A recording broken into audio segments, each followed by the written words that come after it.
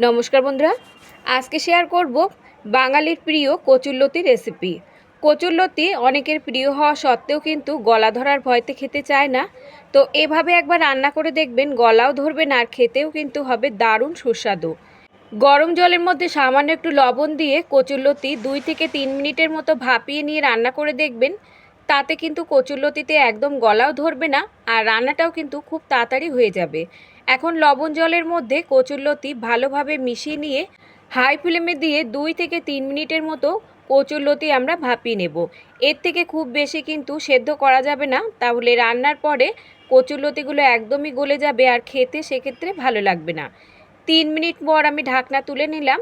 এবার কচুরলতিগুলো জল থেকে জল ঝরিয়ে তুলে নেব। তুলে নেবার পর ওই কড়াই পরিষ্কার করে ওই কড়াইতেই আমি দিয়ে দিচ্ছি 2 চামচ সর্ষের তেল।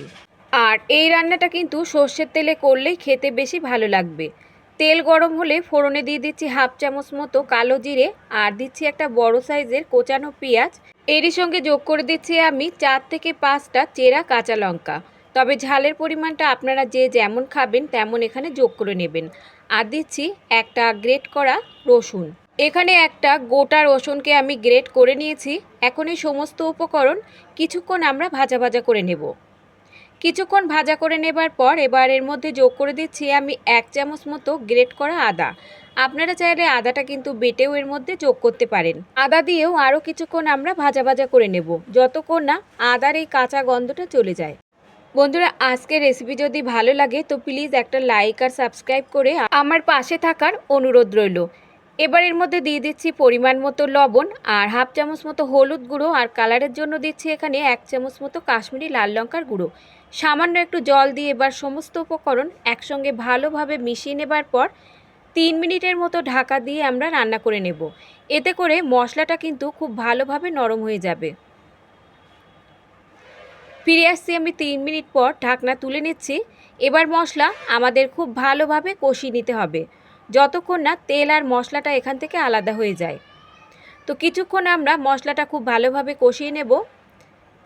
কচুরলতি আমরা নানানভাবে রান্না করে থাকি, তবে একবার এভাবে রান্না করে দেখবেন, খেতে কিন্তু অসাধারণ লাগবে।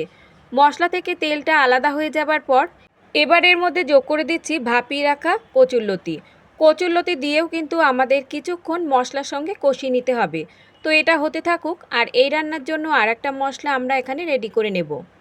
একটা মিক্সিং বোলের মধ্যে আমি নিয়ে নিচ্ছি এখানে 1 চামচ মতো হলুদ সর্ষে আর হাফ চামচ নিচ্ছি কালো সর্ষে আর হাফ চামচ নিচ্ছি এখানে পোস্তদানা। তবে বন্ধুরা, আপনারা চাইলে এখানে একরকম সর্ষে দিয়েও কিন্তু রেসিপিটি তৈরি করে নিতে পারেন। এবার সামান্য একটু জল দিয়ে একটা মিহি পেস্ট এখানে রেডি করে নিতে হবে। এদিকে দেখুন, কচুরলতি কিন্তু মশলার সঙ্গে খুব ভালোভাবে আমি কষিয়ে নিয়েছি। এবার এর মধ্যে বেটে রাখা মশলাটা যোগ করে দিয়ে হাই ফ্লেমে দিয়ে আরও 2 থেকে 3 মিনিটের মতো আমাদের কচুরলতি রান্না করে নিতে হবে, যতক্ষণ না এই মশলার জলটা টেনে না যায়। আর এই রেসিপিটা কিন্তু একদমই শুকনো শুকনো মাখা মাখা হবে, তাই যতক্ষণ না একদমই শুকিয়ে যায় ততক্ষণ পর্যন্ত আমাদের নাড়াচাড়া করে রান্না করে নিতে হবে। তো 2 থেকে 3 মিনিটের মতো আমি আরও ঢাকা চাপা দিয়ে রান্না করে নেব, যাতে কচুরলতি খুব ভালোভাবে সুসেদ্ধ হয়ে যায়।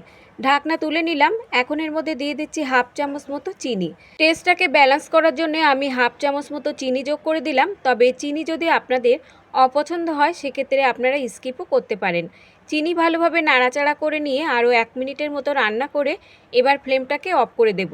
কিছুক্ষণ স্ট্যান্ডিং টাইমে রেখে তারপর সার্ভ করে নেব। গরম গরম ভাতের সঙ্গে যদি এই কচুরলতি রেসিপি থাকে তবে কিন্তু আর কিছুই দরকার পড়বে না। তো আপনারা একবার হলেও বাড়িতে এভাবে বানিয়ে দেখতে পারেন। তো কচুরলতির রেসিপি কিন্তু আমাদের বন্ধুরা একদম রেডি। এবার আমি সার্ভ করে নিচ্ছি। আর যারা গলা ধরার ভয়তে কচুরলতি খেতে চান না, তারা একবার হলেও এভাবে বানিয়ে দেখতে পারেন। আজ তাহলে এই পর্যন্ত বন্ধুরা, দেখা হবে অন্য কোনো রেসিপির সঙ্গে। ততক্ষণ সুস্থ থাকবেন, ভালো থাকবেন, আর সম্পূর্ণ রেসিপিটি দেখার জন্য সকলকে ধন্যবাদ।